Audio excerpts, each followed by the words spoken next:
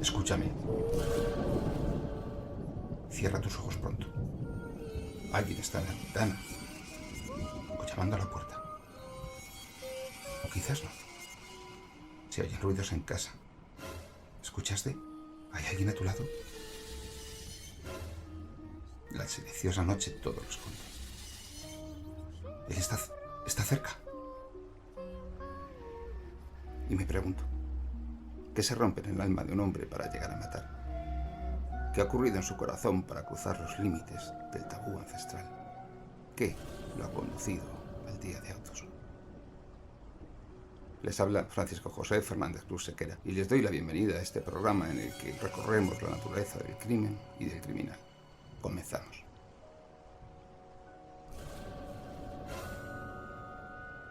Buenas noches y bienvenidos a El Día de Autos. Esperamos que este podcast, este programa sea de su agrado y esperamos también contar con ustedes en los sucesivos programas y capítulos que se vayan publicando. Esta noche vamos con un crimen muy interesante. Escuchemos.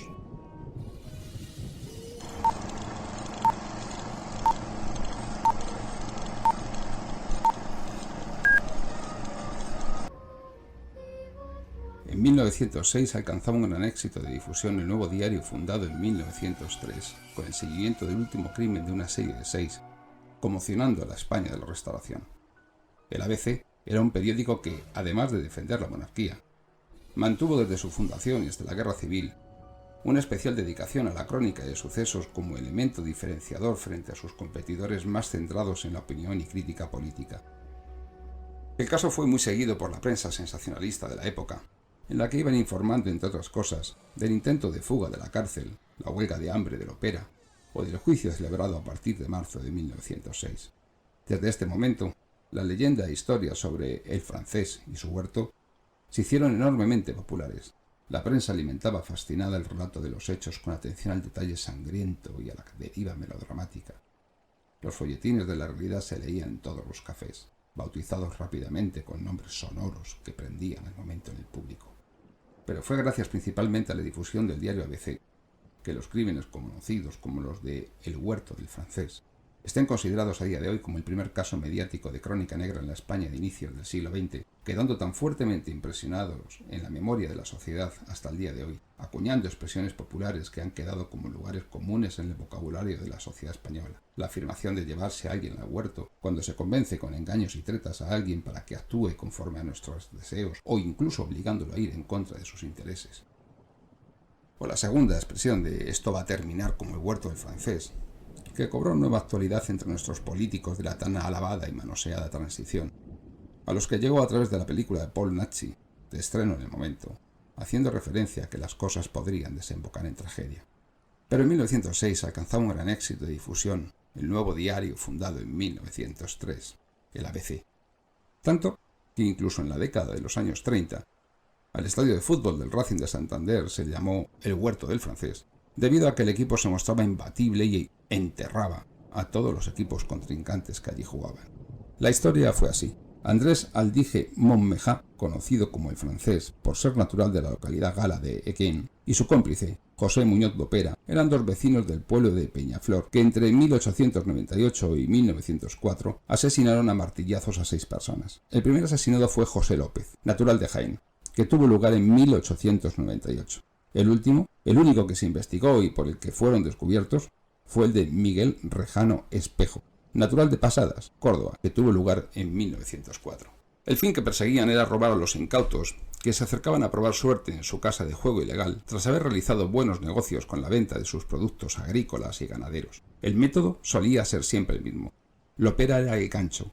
Contactaba con viajantes que hubieran realizado transacciones y tuvieran dinero en efectivo, los acompañaba hasta la casa de juego del francés, que se encontraba en el municipio de Peñaflor, a unos 80 kilómetros de Sevilla, mientras que los engatusaba hablándoles del gran negocio que harían desplumando a El Francés. Allí, en la casa aledaña a un huerto de su propiedad, El Francés, el Teguén, tenía unas mesas dedicadas al juego de naipes y, si tenían suerte, les dejaría apostar en una ruleta en la que, decía el compinche, se podían ganar grandes cantidades, pues solamente apostaban los más adinerados. Hasta aquel casino ilegal llegaban viajantes procedentes de otros pueblos que habían cerrado algún trato en alguna feria cercana y que eran contactados por Lopera, quien también se encargaba de convencerlos para ir hasta allí y amañar unas partidas con el fin de desplumar al Francés. Evidentemente se refería al dije y lo hacía en connivencia con este, como estratagema para engañar al incauto viajante y atraerlo hacia allí. Cuando los incautos eran llevados a la casa situada en las afueras de la localidad, junto a un huerto rodeado por una tapia, les conducían a través de un corredor oscuro donde, llegados a un punto convenido, le avisaban de que tuviera cuidado de no tropezarse con una cañería que sobresalía del suelo.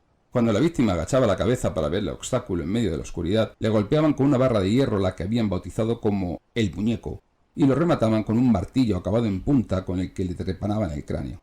Tras desvalijar a su víctima, enterraban los cuerpos en el huerto. Así consiguieron robar 28.300 pesetas a sus 6 víctimas. Como reconocieron en el juicio, los botines que consiguieron fueron de muy diversa importancia. A José López le robaron 3.000 pesetas, a Mariano Burgos 8.000, a Enrique Fernández Cantalapiedra 300, a Federico Llamas 4.000, a Félix Bonilla 6.000 y a Miguel Rejano Espejo, el último, 7.000. El descubrimiento de los crímenes tuvo lugar tras la desaparición de Miguel Rejano. Este salió de su casa de Posadas, en Sevilla, una localidad de más de 6.000 habitantes por entonces, el jueves 3 de noviembre de 1904, para no volver jamás. Llegado el viernes siguiente, Juan Moedano, vecino de la localidad de La Rambla, en la provincia de Córdoba y herrero de profesión, recibió un telegrama de Francisca Márquez, la mujer de su primo Miguel, en el que le comunicaba que hacía 2 días que éste no había desaparecido sin dejar rastro. Juan Moedano era un hombre fuerte, reflexivo y despierto que, alarmado por la noticia, decidió desplazarse personalmente a Sevilla para intentar encontrarle, sospechando que su primo Miguel había decidido correrse una juerga con los 28.000 reales, las 7.000 pesetas, ganadas con una venta de trigo con los que había acudido a Sevilla, por lo que evitó alertar a la Guardia Civil al no tener la seguridad de que le hubiera ocurrido algo malo, lo que no hubiera resultado extraño, ya que era un conocido prestamista y jugador profesional. Al llegar a Sevilla, le refirió a un amigo el aprieto en el que se encontraba, poniéndole en contacto con un ex policía convertido en detective privado, que se movía con soltura en los ambientes delictivos de la capital andaluza y que se dedicaba por aquel entonces a hacer averiguaciones por su cuenta. Su nombre era Laureano Rodríguez de las Conchas, con el que se pone de acuerdo para indagar el paradero de su primo. Seguidamente, el primer lugar al que acude Moedano fue a la pensión en la que habitualmente se alojaba Miguel Rejano en sus visitas a Sevilla. Era la Fonda del Betis. Allí le dijeron que durante la primera noche que pasó el desaparecido, había entrado en contacto con José Muñoz Lopera, un vecino del pueblo de Peñaflor, con el que mantuvo una partida de cartas y con quien se marchó al día siguiente para volver solo esa tarde, pagar la cuenta e irse definitivamente en compañía de un amigo de Moedano apellidado Borrego, según otros testimonios, Borreguero. Con estas primeras pesquisas, ambos parten hacia Peñaflor, a unos 78 kilómetros de Sevilla, en los límites de la provincia. Al día siguiente, Moedano se entrevistó con Muñoz Lopera, quien le dijo que el único contacto que había tenido con su primo había sido a lo largo de una noche en la que negociaron la compra de una ruleta de casino, y le comenta que, efectivamente, estuvimos juntos tratando de llegar a un acuerdo para la venta de una ruleta, pero Miguel no estaba dispuesto a pagar demasiado, razón por la que no llegaron a completar la operación, a pesar de haber remitido Miguel Rejano una carta con su última oferta, un escrito que a Moedano le pareció falso. Conociendo el herrero a Miguel Rejano desde la infancia, la historia no lo convenció. De vuelta a Sevilla, contactó con el ex policía, que a su vez había logrado localizar a José Borrego, que conocía al desaparecido Miguel ya de largo, pues había recorrido con éste las ferias dándole a la baraja. En pocas horas, ambos localizan a las personas con las que estuvo jugando Rejano, José Borrego o Borreguero, José Moya, el Peana, y otras 2 personas más relacionadas con las partidas ilegales de baraja. José Borrego estuvo aquella noche con Miguel en el Café Novedades, en donde se reunían los aficionados al flamenco, al que encontró en el lugar con Pepe Moya, el Peana, y 2 desconocidos más con apariencia de estar tramando algún asunto de dinero. Al verlo le pidió que le dejara participar del mismo y le explicara qué tramaban. Rejano le habló de una misteriosa partida, de la que ya le contaría más al día siguiente. Pero llegado ese día, Miguel le dijo que la partida estaba completa y que no podía entrar en ella. A su vez, Pepe el Peana les confirmó que Muñoz Lopera era uno de los principales organizadores de timbas ilegales y que, cuando quería por discreción por las cantidades que se iban a jugar, las organizaba un buen amigo suyo que vivía en Peñaflor, Juan Andrés Aldije Montmejá, alias el Francés, llamado así, como hemos dicho, por haber nacido en aquel país. Juan Andrés Aldije era propietario de una casa en las afueras de Peñaflor, en la cual tenía cuadras y un extenso terreno donde plantaba algunas hortalizas, y aquí iba a echar unas cuantas horas cada día, ya que aquel lugar no era su vivienda habitual, debido a que vivía en otra casa junto a su mujer e hijo. Una información que fue confirmada a Moedano y al ex policía por un camarero del café más importante de Peñaflor, el de los Ecijanos, que les dijo que era un secreto a voces entre los vecinos de Peñaflor que el Francés, junto a su socio Muñoz Lopera, organizaba timbas ilegales de cartas en la casa de campo que también servía de prostíbulo y que las autoridades locales hacían la vista gorda con ello. Todo parecía bien armado. Existía un móvil, un incauto jugador con ganas de dinero fácil, ganchos y expertos jugadores por otro. Con todos los datos recabados, se dirigieron a la policía y al gobernador civil, a quien pusieron en antecedentes de las investigaciones que se habían realizado. Pero la justicia es lenta, y así llegó el mes de noviembre sin que la investigación avanzara. Ante esa situación, la viuda de Rejano y el primo de este, Moedano, ofrecieron una recompensa por cualquier información y enviaron una serie de cartas de tintes folletinescos del suceso a través del expolicía Rodríguez al diario El Liberal de Sevilla, en el que se contaba la historia, comenzando así a crearse una gran expectación en toda la provincia. Esta iniciativa llevó al juez de Lora del Río, de quien dependía administrativamente Peñaflor, a tomar la declaración a Muñoz Lopera, y el 9 de diciembre, Juan Andrés Aldije Montmejá, alias el Francés, de 54 años de edad, hizo lo propio ante el cabo Aldaya de la Guardia Civil, comandante del puesto de Peñaflor, quedando ambos en libertad tras tomarles declaración. Las pesquisas policiales no conducían a ningún sitio. La esposa del desaparecido recibió entonces, según su declaración, 2 anónimos en los que se le pedía dinero, 250 pesetas, a cambio de información sobre el paradero de su marido. Ante su negativa, según Francisca Márquez, una noche le dijeron de forma anónima a través de la ventana de su dormitorio que su marido se encontraba en Peñaflor, que estaba enterrada en el huerto.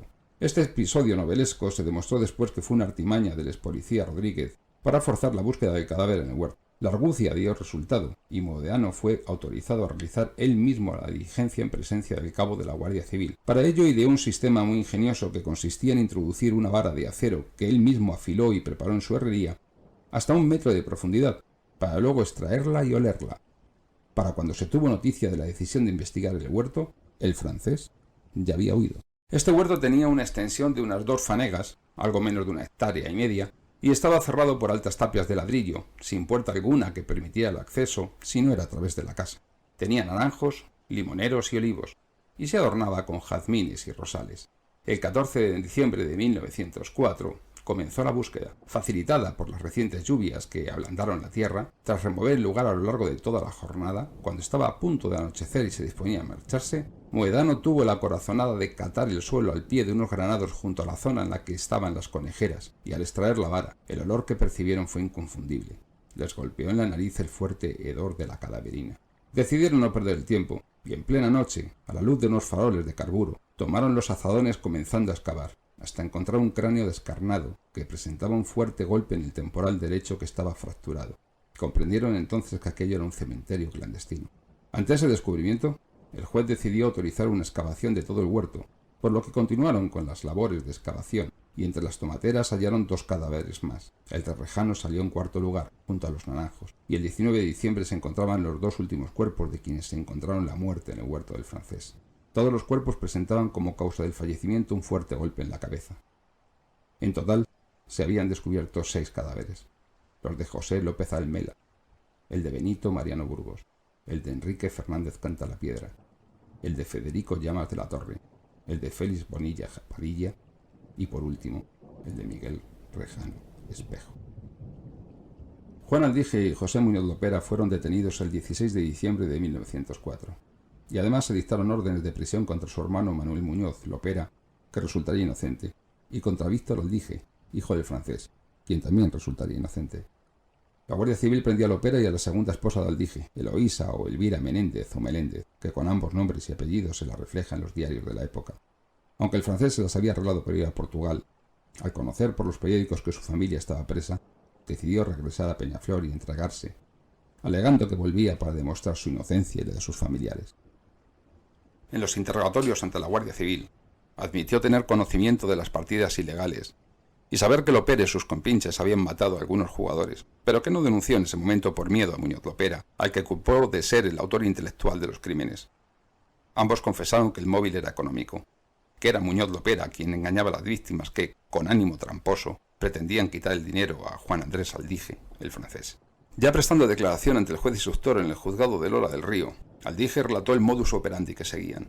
Él era el encargado de cavar las tumbas y de recoger a las víctimas en la estación, a las que conducía hasta su casa en las afueras de Peñaflor, en donde les aguardaba Muñoz Lopera oculto tras una puerta esperando para golpear a la víctima. Muñoz Lopera, a su vez, tras admitir saber de los crímenes, culpó en su declaración ante el juez de instrucción al Aldige, diciendo que era este el que golpeaba a las víctimas y les daba muerte. Al ver que las contradicciones de los encausados no paraban, el juez dispuso un careo entre los detenidos sin ningún resultado. Tras la declaración de los mismos, se acordó su ingreso en la cárcel del Pópulo en Sevilla, mientras sus familiares eran puestos en libertad. La cárcel del Pópulo de Sevilla estaba instalada sobre lo que fuera el convento de Santa María del Pópulo, de Agustinos Descalzos. Fue inaugurada el 3 de junio de 1837, y en su época fue una magnífica prisión, considerada la tercera del mundo en servicios e higiénica por la ventilación y espacios de sus galerías. Poseía una espaciosa azotea, cercada por barandillas de hierro, en cuyo centro se colocaba el patíbulo para ejecuciones que podían ser vistas desde el arrabal del Baratillo. La cárcel contaba con servicio de capilla, teniendo su propio capellán. Existía la tradición por parte de la Hermandad de la Esperanza de Triana de visitar a los presos de la cárcel del Pópulo, donde los prisioneros le cantaban saetas a las imágenes. Esta tradición duró desde 1889 hasta 1933, año de la clausura de la cárcel. Durante su permanencia en prisión provisional, Muñoz Lopera se puso en huelga de hambre, retrasando el comienzo del juicio hasta en 3 ocasiones, dada la debilidad a la que llegó. Finalmente dio comienzo el 5 de marzo de 1906, y fue un espectáculo que despertó la atención de toda la sociedad y la prensa del momento. Se inició con la declaración de Aldige, que reiteró su inocencia, añadiendo que sus declaraciones de culpabilidad anteriores se debieron a los malos tratos recibidos por la Guardia Civil. A su vez, Muñoz Lopera no declaró porque estaba demasiado débil, dada la falta de alimento, por lo que el secretario dio lectura a las declaraciones que hizo en su día ante el juez de instrucción y ante la Guardia Civil. Las declaraciones de los dos acusados terminaron con una pelea en la sala de audiencias, siendo multados por desacato. Las declaraciones no casaban y cada uno culpaba al otro de ser el autor material de las muertes. Después declararon la mujer y el hijo del francés, que señalaron que el acusado no podría haber matado a nadie puesto que sufría dolores reumáticos que lo dejaban sin fuerzas para actuar con la energía necesaria para haber cometido los crímenes, aduciendo además que en el huerto era de fácil acceso por la puerta de la conejera en donde se encontraron los primeros cuerpos, porque siempre estaba entornada. Esta declaración fue desmentida por uno de los testigos, vecino del pueblo y amigo de Muñoz Lopera, de nombre Federico González, que admitió que entrar en el huerto era fácil, pero que la puerta de la conejera siempre estaba cerrada. Otros testigos señalaron que en el pueblo había visto cómo los acusados se saludaban diciéndose «Adiós, palomo ladrón», «Adiós, gran criminal», y cómo Aldige alardeaba del dinero que tenía. El 13 de marzo de 1906 se celebró la última sesión del juicio en la que el tribunal les declaró culpables y los condenó a cada uno de ellos a 6 penas de muerte, construyendo la tradición popular, el mito de que el francés, al conocer la sentencia, dijo «¿Y para qué 6, si con una es suficiente?». Antes de ser ajusticiados, Muñoz Lopera urdió un plan de evasión de la prisión que fue descubierto. Por su parte, las autoridades sevillanas trataron de que se les conmutase la pena de muerte por la de cadena perpetua, pero el gobierno no se la conmutó. Se fijó el día 31 de octubre de 1906 para ejecutar la sentencia, a cuyo efecto, y para evitar problemas, se desplazó a Sevilla Áureo Fernández Carrasco, verdugo de la Audiencia de Madrid, para ayudar al de Sevilla, José Caballero Quintana. A las 7 de la mañana de dicho día, fueron conducidos al patio chico de la prisión del Pópulo. En patíbulos separados, uno de otro por una negra cortina, ambos reos pidieron perdón por sus crímenes. José Muñoz Lopera fue ajusticiado a las 8:12 por el verdugo de Sevilla entre horribles sufrimientos, al no acertar el verdugo a ejercer la presión necesaria para darle muerte con rapidez. El francés tampoco tuvo suerte. El verdugo de Madrid, Áureo Fernández, falló en su primer intento, y el francés le dijo entonces: «Aprieta, aprieta sin miedo». Y el madrileño repuso: «No tengas cuidado, hombre, que esto va bien y deprisa». Tan deprisa que sería el propio verdugo el que seguiría al ejecutado a la tumba 3 años después. Los dos condenados murieron entre fuertes sufrimientos y convulsiones, retorciéndose pendiendo de las argollas del garrote, con las cervicales medio rotas ante la incompetencia de los verdugos. La sentencia fue cumplida. y les dieran garrote.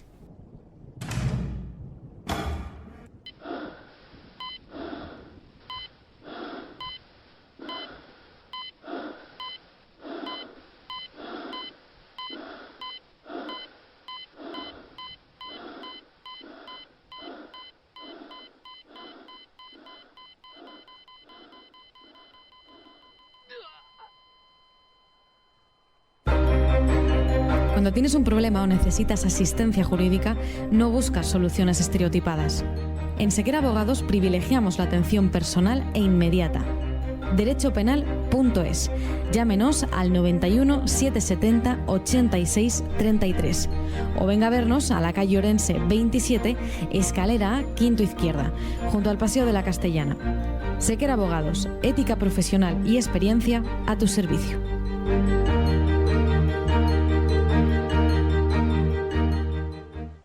Tenemos con nosotros, para ayudarnos a desentrañar las claves del huerto del francés, a Jorge García Vergara, abogado penalista. Buenas noches, Jorge. Buenas noches, Francisco, y bien hallado al día de autos. También nos acompaña, como no, Elizabeth Pérez, Liz Pérez, nuestra especialista en botiquines y tiritas, que ya tuvimos la fortuna de seguir el anterior programa y que probablemente tendrán muchas ganas de volver al micrófono y de contarnos sus líos con sus tripas y sus vísceras. Buenas noches, Liz. Buenas noches, Francisco. Pues un placer, por supuesto, volver a seguir ahora con el día de autos. Bueno, Liz, cuéntanos qué ocurrió con aquellos cadáveres, aquellos cuerpos, aquellos golpes en el huerto del francés. Bueno, pues volvemos a lo mismo otra vez. No hemos cambiado mucho en el aspecto de matar. Nos encontramos con un traumatismo ahora cráneoencefálico, que todas las víctimas fueron asesinadas de igual manera, golpeadas por la espalda con una barra de metal. Y ya solo con ese golpe, si se da con bastante fuerza, puede producir la muerte. También tenemos una primera lesión por contusión en el cuero cabelludo. La contusión la podemos encontrar en la parte posterior de los parietales, a nivel medio, y en la parte alta del occipital, que es justo donde se unen varios huesos del cráneo. Esta contusión es activa, ya que el objeto es el que golpea contra el cuerpo y no el cuerpo el que se golpea contra un objeto, que es distinto. Y aquí nos encontramos equimosis. En este caso nos podemos encontrar una herida por el golpe de la barra contra el cuero cabelludo. Hace presión contra el hueso, con lo cual se hace una herida. Esta herida no es regular, tiene bordes irregulares y tiene puentes dérmicos. Estos puentes dérmicos suelen ser tejido conjuntivo, vasos. Explícanos un poco mejor qué es eso de puentes dérmicos. Vale, los puentes dérmicos es cuando entre el borde y borde de la herida quedan algunos hilitos de tejido y no se ha rajado completamente. Ahí tiene puntos de unión. Y los puntos estos de unión son los tejidos más elásticos, que como te he dicho, son los vasos y los nervios, por ejemplo. Y una pregunta, porque esto es lo que me llama a mí la atención. ¿Hay distinta resistencia entre un hueso y otro, entre golpear en un lugar del cráneo y otro? ¿Ofrecen diferente resistencia? Sí, todos los huesos del cráneo no tienen el mismo grosor. Por ejemplo, la altura de la sien es mucho más finito que donde le golpearon a estos hombres. La parte de atrás es más gorda. El occipital es uno de los huesos más gruesos de todo el cráneo. O sea que verdaderamente para producir la muerte golpeando ahí hay que aplicar una fuerza extrema, ¿o no? Sí, bueno, ya depende también de la víctima, de la debilidad que pueda tener a nivel óseo. Pues por ejemplo una osteoporosis o alguna enfermedad ósea que puede debilitar el hueso, con lo cual el golpe no tiene por qué ser tan fuerte. Sin embargo, tal y como se hace la narración de los crímenes, aprovechaban que se agachaban para golpearles con una barra o con un martillo y producir unas fracturas que en las fotografías de los cráneos que se recuperaron son muy escandalosas, muy llamativas. ¿Significa eso que hubo hundimiento del cráneo en la zona golpeada? Es muy posible que el hueso tenga fractura, más que hundimiento, posiblemente fractura. Porque además justo en la zona en la que se golpea están las suturas, que son las zonas de unión de los huesos, y es más fácil fracturar por ahí que, aunque esas suturas del cráneo son bastante fuertes, porque mira lo que protegen, ¿no? Pero a lo mejor es más fácil que se fracturen las suturas. Parece bastante claro que los golpes iban directamente encaminados a provocar la muerte de las víctimas, o sea, no a dejarlas aturdidas y robarles, no a tal, sino directamente a matarlas allí mismo, ¿no? Sí, es lo que te he dicho, que un golpe solo con la barra no hacía falta luego los martillazos. Un golpe con una barra de un diámetro considerable te puede causar la muerte. En el momento que fractures el cráneo y la fractura interna daña algún vaso del cerebro, ya te produce hemorragia y como consecuencia la muerte. Y más si hay extravasación de la masa encefálica. Bueno, también nos encontramos equimosis alrededor de la herida, ¿vale? Que las equimosis son... Eso te iba a decir, que no lo recordarás. Sí, ya me acuerdo. Las equimosis son una especie de punteado, de infiltrado hemorrágico que queda por dentro en el tejido, queda entre el tejido. Tenemos la herida contusa, que es la que os he contado antes, con los bordes irregulares.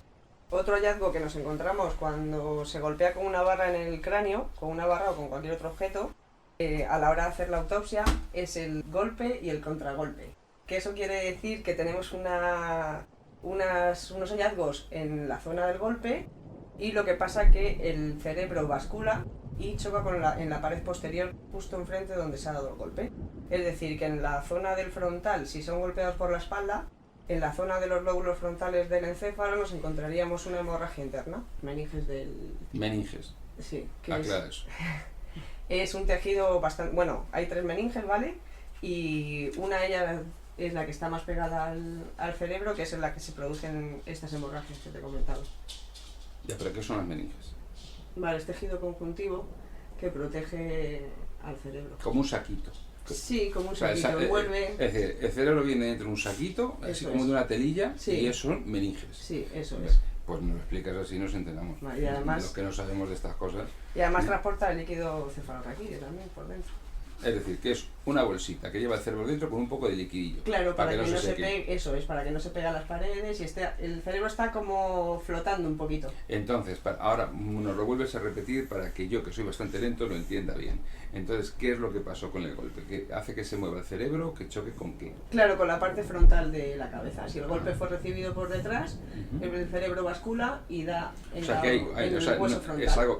Hay un espacio, digamos, entre el cerebro y su bolsita y las paredes del cráneo. Eso es. De manera que es de esa sensación que tenemos a veces que nos damos un golpe fuerte, una caída, y dices, se me han movido los sesos, estamos como aturdidos, algo así. Sí, ¿no? vamos a llamarlo así. O sea, que cuando te dan un zurriagazo tremendo en la cabeza, el cerebro se te mueve 7 veces para todos los lados. Claro, y entonces, justo al lado contrario del golpe. Exactamente, o sea, lógicamente, por inercia, lo impulsas hacia adelante. Claro. Le daban el golpe en la parte trasera de la cabeza, en la nuca, y desplazaban el cerebro contra el frontal. Adelante, eso es. Perfecto, y eso lógicamente te produce un aturdimiento.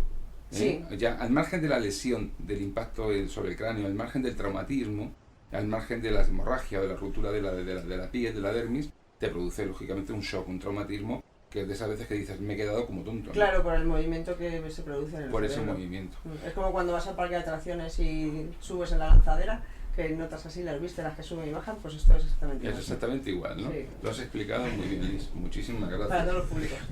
Para todos los públicos lo he explicado. Que es como hay que explicar las cosas para que lo entendamos todos, porque las palabras técnicas y las explicaciones sesudas para muchos no nos sirven. Están los tratados y los manuales para eso. Efectivamente, para eso. Estamos en un programa. Para que entendamos las cosas las tenemos que entender en un vocabulario lo más llano posible. Jorge, el juego, un terrible en todas las épocas que en este momento se había organizado casi en una casa en las afueras de un pueblo.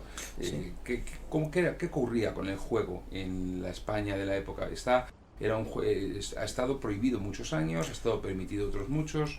Sí, efectivamente. Bueno, pues el juego es esa actividad nefasta, que se podría calificar, que históricamente pues se ha venido regulando. De hecho, aquí se habla siempre de un casino ilegal y de una España muy diferente, que es la España en la que el juego está prohibido y en una España en la que al estar prohibido ese juego produce que haya este tipo de lugares destinados a las timbas ilegales, ¿no? Sí, siempre lo ha habido. Es decir, siempre ha habido redadas policiales en las que incluso, yo no sé tú, yo también he estado defendiendo gente a la que se le abría un expediente gubernativo porque eran pillados en garitos y en timbas que se organizaban en chales muy nobles y en casitas muy nobles, hotelitos de zonas muy nobles de Madrid, por ejemplo. Yo recuerdo que era famosa la timba ilegal de taxistas que había en la calle Ferraz. Bueno, en una de las calles que perpendiculares a la calle Ferraz de Madrid, donde era muy frecuente y donde mucha gente se ha jugado hasta la licencia del taxi. Sí. Valorada, para los que no conozcan un poco esa situación, licencias de taxi valoradas hasta en 120, 130 y 140.000 euros, o sea...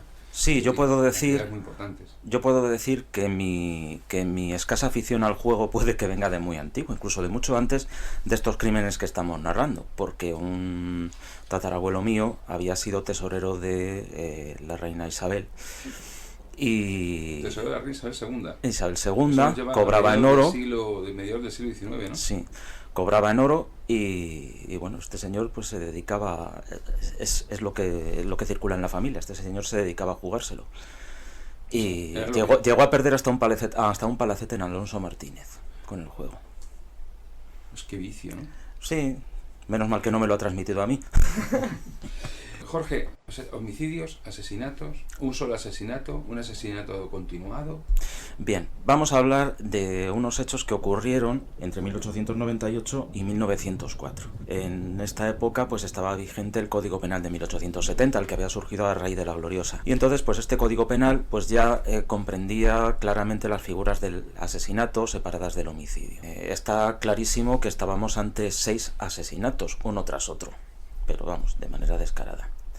Y concurrían las circunstancias, porque no son las mismas circunstancias ahora que entonces con el asesinato. No exactamente. Además hemos de tener en cuenta una cosa: el Código Penal de 1870, en general los códigos penales antiguos revestían menos casuística y estaban menos desarrollados desde un punto de vista técnico, ¿no? Sí. En cuanto a lo que es la descripción de los tipos penales. Exacto. Y incluso el desarrollo jurisprudencial de esos delitos era distinto.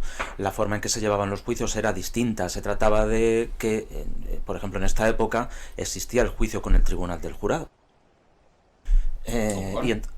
¿Perdón? Como ahora también.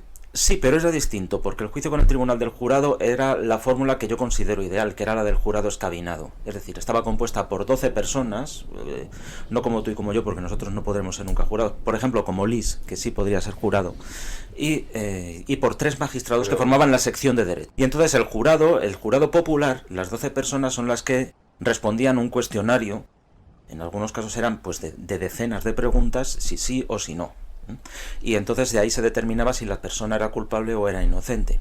En este caso, por ejemplo, pues se determinó que eran culpables de los 6 asesinatos y entonces ya pasaba la condena a lo que llamábamos los magistrados que conformaban la sección de derecho del tribunal. Estos eran los que decían, pues se les condena a, pues en este caso, condena a muerte. ¿Y Jorge, este jurado tenía alguna profesión en concreto o era...? No, podían ser anatomopatólogos como tú. Podían. Lo que creo que no se podía ser era profesional del derecho, para evitar que existiera alguna suerte de contaminación entre los miembros del jurado popular. Siempre había 3 profesionales, que eran 3 magistrados designados por la audiencia provincial respectiva, que estos eran los que en definitiva pues dictaban la sentencia. ¿Y consideras la descripción del jurado de aquel tiempo y la composición, cómo era aquel jurado y la composición del actual jurado, cuál preferirías tú? ¿Cuál que entiendes que es más ajustada, más justa, más ajustada a las necesidades de un procedimiento justo, objetivo? Pues mira, yo lo he dicho ya en bastantes foros. A mí me gustaba la ley del jurado que salió en 1995, pero me gustaba sobre el papel.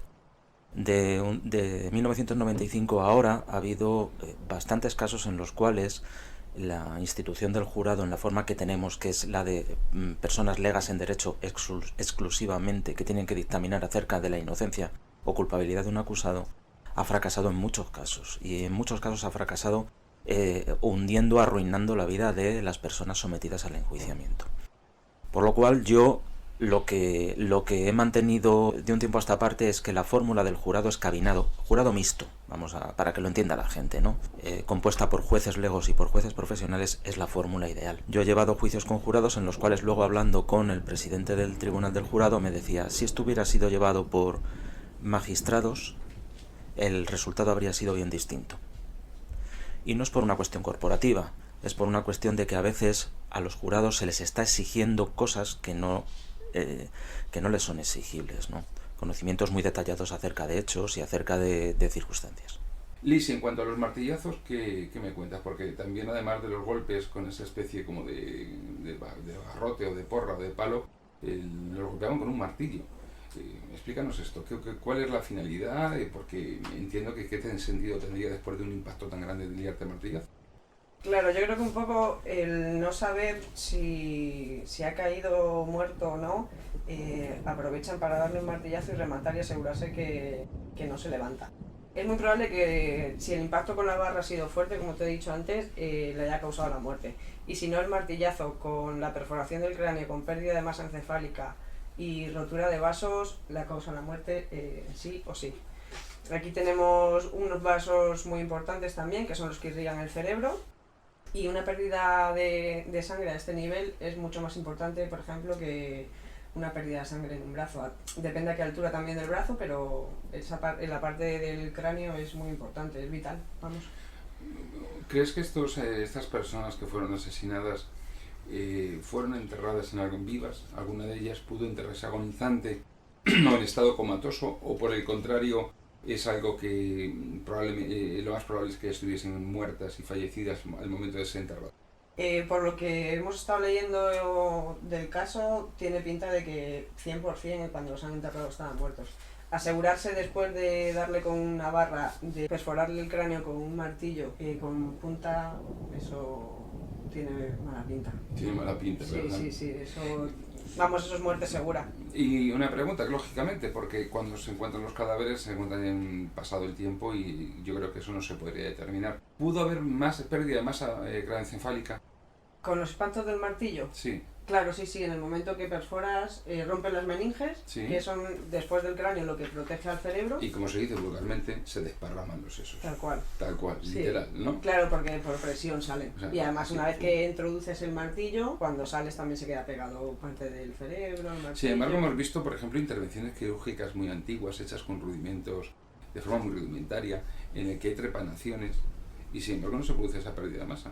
Claro, porque el impacto, o sea, cuando tú trepanas el cráneo, no haces una fuerza hacia adentro. Perdón, trepanación, expliquemos qué es trepanar un cráneo. Es abrir el hueso. Lo que se decía vulgarmente, hacerle un bujero. Más o menos, sí. Eso es.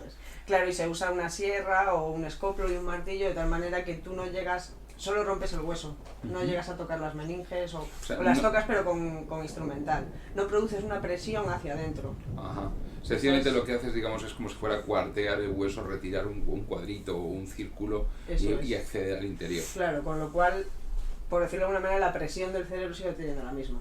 Ajá. Claro. Y entonces no se produce esa pérdida. Eso es. De hecho, tú en las autopsias, si no hay una fractura de cráneo, cuando quitas la calota, que la calota es como la tapa de todo. Sí, la tapa de los sesos, sí, como he dicho toda la vida. Sí. Después te quedan las meninges, tú las cortas y no sale todo así de golpe. Lo que está claro es que Tengo tanto... fotos que te puedo mostrar ahora mismo si quieres del cráneo sin la calota y con las meninges al lado. Sí, no tengo problema. Sigue. Sí, no, que lo que digo, Liz, es que lo que está claro es que tanto Aldige como Muñoz Lopera, desde luego, poco exquisitos eran en el arte de la trepanación, ¿no? Estos iban directamente al martillazo y fuera. Sí, si se hubiesen dedicado a la cirugía, mal lo iban a llevar. ¿Y cuál fue, Jorge, el papel que jugó el detective privado, el ex policía, en todo esto?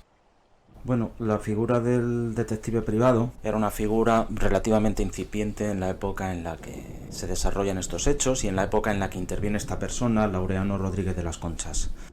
Este señor era un ex policía y que cuando deja, por las razones que fuera, la profesión, pues decide seguir poniendo sus conocimientos al servicio de las investigaciones. Generalmente un detective privado a lo que se dedicaba no era a investigar la comisión de delitos, las autorías y cosas así, porque para eso estaban pues los cuerpos policiales más o menos experimentados.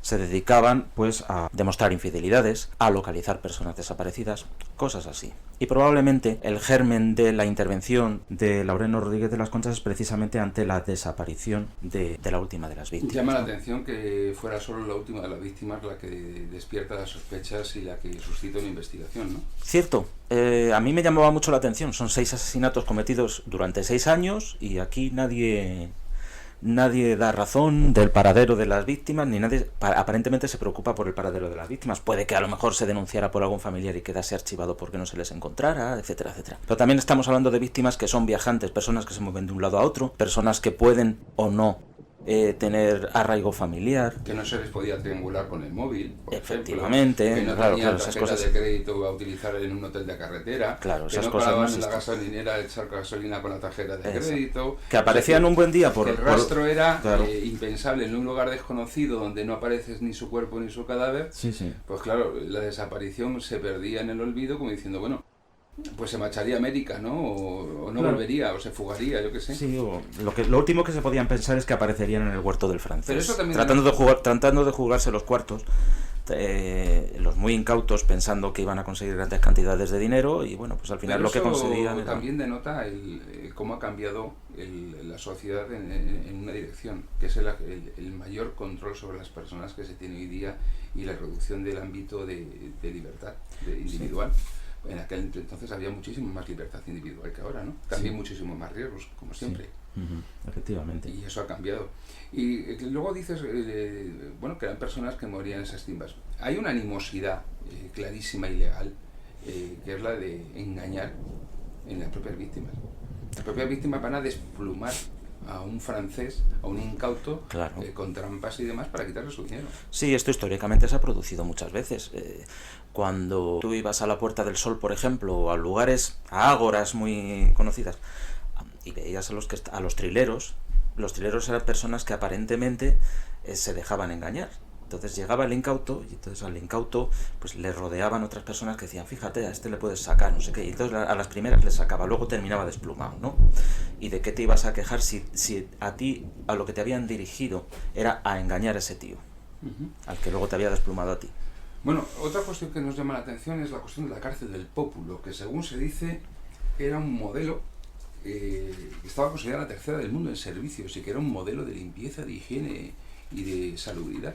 Y llama la atención porque siempre hay una tendencia a pensar que todo lo de la época era malo, peor o deprimente. Y fíjate el grado de modernidad que se imprimía, ¿no? No, desde luego que sí.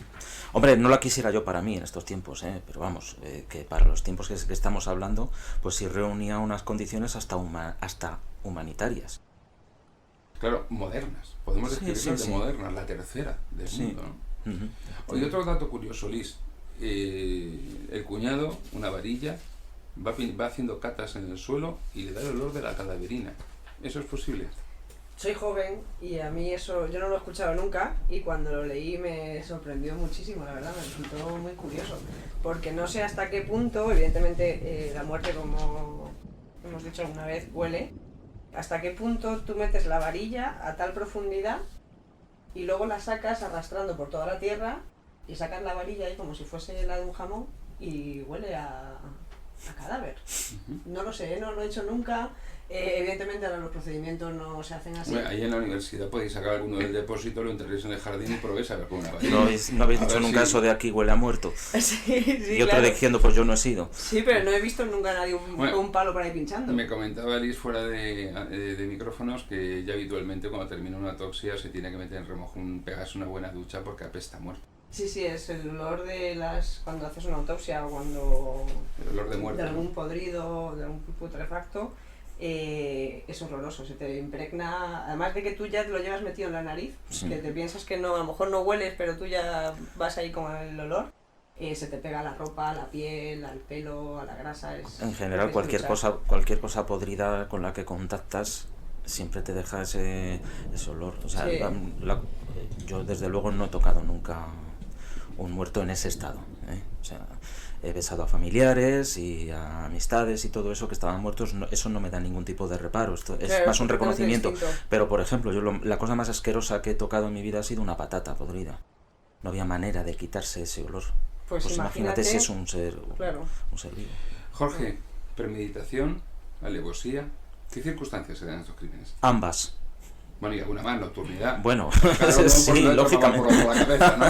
lógicamente. Está claro que esto responde a un plan premeditado, que es el de buscar incautos bajo la promesa de que van a desplumar a un individuo, el francés, que bueno, pues que por ser medio tonto, pues se dejaría desplumar.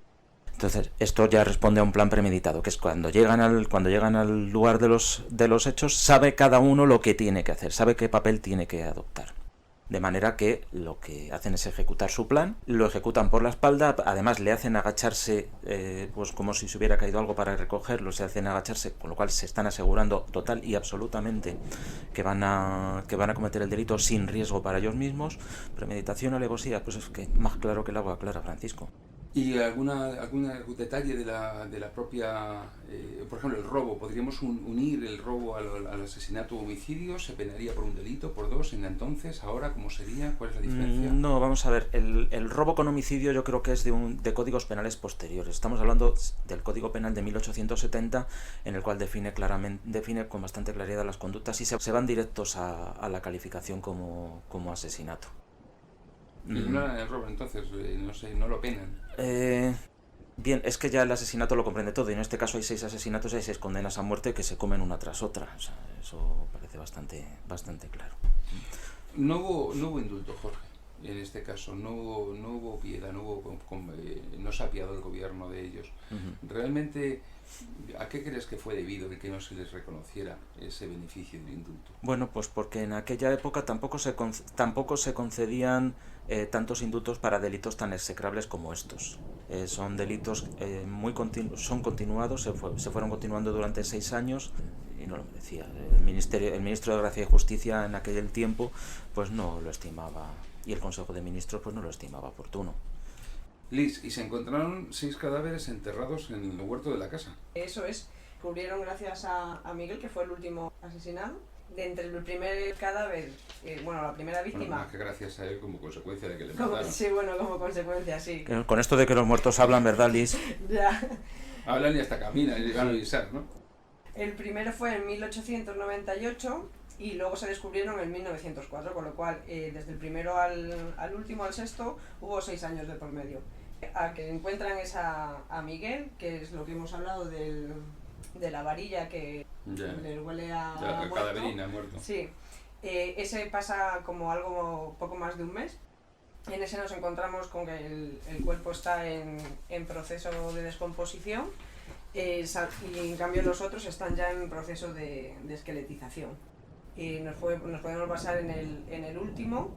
Los tejidos blandos se transforman en líquidos, se forman ampollas y la piel se desprende, y todo ese líquido que tenían las ampollas sale a la superficie por orificios, por las heridas que tuvieran, y todos los gases producidos en la fase anterior también, con lo cual sí que es verdad que a lo mejor con la varilla, yo no lo pongo en duda, en esa zona al menos hubiese un olor distinto al que se pueda encontrar en la zona del primer muerto. Pero el estado de conservación, entre un mes y 5 años, las diferencias son abismales. De hecho, tiene que estar alguno de los cadáveres ya descarnado, y por ejemplo, que lleva un mes muerto, ni muchísimo menos. Claro, la diferencia entre uno y otro es abismal. En el último todavía encontraríamos tejido, de hecho... Mucho tejido. Sí. O sea, descompuesto, pero habría partes blandas. Y por ejemplo en el de 1898 ahí posiblemente ya también depende de la temperatura a la que estaba... De la composición del suelo, ¿no? Claro, Geológica. de las temperaturas ambientales, de la humedad, de la naturaleza del terreno también. Las temperaturas extremas que conservan tanto mucho frío como mucho calor, también conservan el cuerpo. Y la profundidad de donde estuviesen enterrados, que también hace mucha más profundidad, menor putrefacción. Una pregunta, ¿el grado de humedad afecta a la conservación de los cuerpos en un sentido en el que los perjudica o los beneficia, o cómo? La humedad, ¿Cómo afecta? Pues cuanto más húmedo se acelera el proceso de putrefacción. O sea, más rápido se pudre el cuerpo, antes se produce la destrucción de tejidos. Eso es. Y antes queda descarnado, ¿no? Sí. O sea, que es decir, si metemos una tierra caliza, hay una tendencia a conservar los huesos. Los huesos. Sí. Claro, los huesos también es lo último que se pierde. Que se pierde. Que depende del terreno, pueden conservarse o incluso se los puede comer. Jorge, ¿algún detalle más del crimen que te haya llamado la atención, que queramos comentar? Hombre, detalles infinitos, la verdad. Pero en esencia yo creo que hemos contado lo más interesante a la audiencia. La cuestión de las sesiones del juicio es llamativo que se dijera, y Liz, que no podían asesinar a golpes a una persona porque se parecía a reuma y que le dolían los brazos. En este caso, ¿tú crees que de verdad que el hecho de padecer reuma, artrosis, artritis impide a alguien sacudirle un golpe en la cabeza brutal a otro y matarlo? A ver, el cuerpo duele, ¿no? Pero en un acto así yo creo que no te duele nada como para pegarle un estacazo a alguien. Pero en cualquier caso, ahí yo voy a romper una lanza en favor de las defensas. Es decir, los abogados defensores, los pobrecillos, con los bueyes que tienen son con los que tienen que arar. Entonces sacan el argumento que puedan, ¿no? Pero en es este que caso esto lo declararon la mujer y el hijo del francés. Sí, Que su papá tenía dolores de reuma y que claro que con esos dolores no se podía cargar un martillazo. Ya por sabes. eso luego los martillazos para rematar. Claro. Mira, ahí así podemos encontrarle un significado de te doy con la barra, no te doy muy fuerte porque tengo dolores, pero para asegurarme te voy a enchufar unos martillazos en la cabeza para asegurarme de A que mí mis dolores no... Este caso criminal me ha suscitado una duda. Cuando hablamos del tío de la vara, ¿a quién se refieren? ¿Al francés o al cuñado del último muerto que andaba con la varilla buscándolo? ¿Vendrá de ahí la expresión el tío de la vara? Tendremos que preguntárselo al autor. Pues ese es el intelectual misterio del quedará personaje, ahí perdido por el resto. al creador del Luego personaje. dice la audiencia que no gastemos bromas, que son cosas muy serias con 6 muertos. Bueno, vale, pero hay que tomárselo también con una cierta filosofía y con cierta distancia, ¿no? Ya, a mí es algo que me dicen mucho, pero mi trabajo no deja de ser un trabajo normal y corriente. A lo mejor para el resto de la gente les resulta un poco peculiar, pero para los que nos dedicamos a ello, nosotros hacemos siempre, hay una cosa que tenemos muy clara que es el respeto, ¿vale? Y claro. nos encontremos con el cadáver que nos encontremos, siempre se tiene respeto. Pero en todos los trabajos se gastan bromas. O sea... Y aparte estamos hablando de 111 años de distancia entre el último de los asesinatos y el momento en el cual estamos transmitiendo a la audiencia lo que fue este crimen, y hombre, alguna licencia nos podríamos permitir, ¿no? Una última cuestión, Liz. Muerte por garrote. ¿Cómo muere un ser humano en el garrote? Pues lo que se hace es que se le ata un hierro a... Un aro alrededor del cuello. Como un collarín de metal, y atrás tiene un tornillo, en la parte de la nuca tiene un tornillo que tú vas apretando y lo que te hace es que te desloca el axis, que es la segunda vértebra cervical, que tiene como un diente hacia arriba que articula con la primera vértebra, y lo que hace es romperlo y te rompe el bulbo. Bulbo raquídeo. Eso es, y te produce un coma cerebral y a los pocos minutos te mueres. ¿Es una muerte dolorosa? No lo sé, pero tiene que serlo. Sobre todo si el verdugo no tiene la suficiente fuerza como para hacer eso rápido, darle las vueltas al tornillo tiene que ser a una velocidad considerable para que no haya mucho sufrimiento. Por desgracia esto ocurría mucho, ¿no? Sí. Lo hemos podido ver en bastantes casos. Sí, ya lo hemos tenido, como este incluso. Ya lo hemos tenido otras veces. Y además, sobre todo porque normalmente fijaros que es muy frecuente que los verdugos en todas las épocas tuvieran que hacer acopio de valor con el alcohol, lo que yo me imagino que les debilitaba aún más. Y no solamente eso, sino que el propio respeto que les producía la idea de tener que matar a otro ser humano, sí, les hacía dudar. Sí. Y eso aumentaba, lejos de aligerar el trámite, aumentaba el dolor. La expresión esa de la que hablabas en la narración, cuando el francés le dice a su verdugo, aprieta, aprieta sin miedo, y el verdugo le dice, no tengas cuidado, hombre, que esto va bien y deprisa. Madre mía, pues menos mal que va bien y deprisa. Yo creo que él lo hizo con la intención de que fuera bien y deprisa, pero es que no le salió. No le salió. Bueno, pues creo que no nos queda más, ¿no, Jorge? ¿Tienes algo más que decirnos de este crimen? ¿O nos podemos despedir? Liz, ¿tienes algo más? Bueno, pues os agradezco a los dos que hayáis estado en el Día de Autos en este primer programa. Gracias por venir, Jorge. Esperamos verte en siguientes semanas. Liz. Gracias, Francisco. Buenas noches. Volver. Un placer. Y para mí también volver a verte, Liz, a pesar de nuestras muchas diferencias.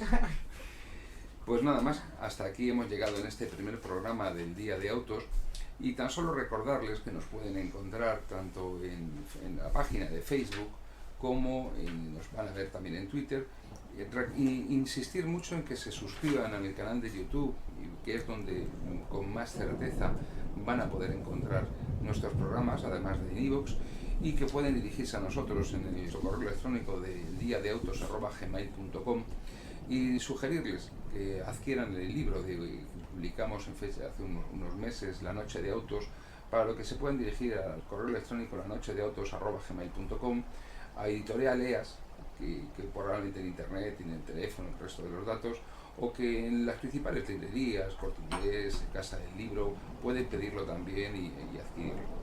Nada más. Les habló su amigo Francisco José Fernández Cruz Sequera, y les espero la próxima semana en su programa, El Día de Autos. Buenas noches.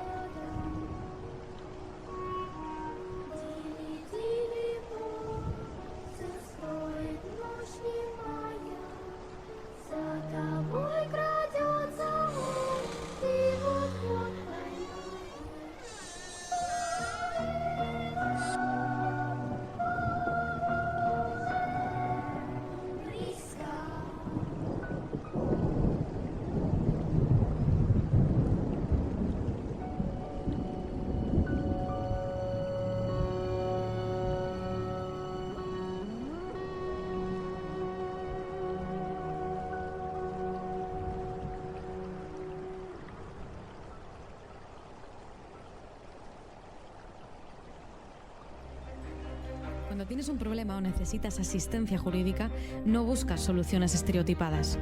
En Sequera Abogados privilegiamos la atención personal e inmediata. derechopenal.es. Llámenos al 91 770 86 33 o venga a vernos a la calle Orense 27, escalera A, quinto izquierda, junto al Paseo de la Castellana. Sequera Abogados, ética profesional y experiencia a tu servicio.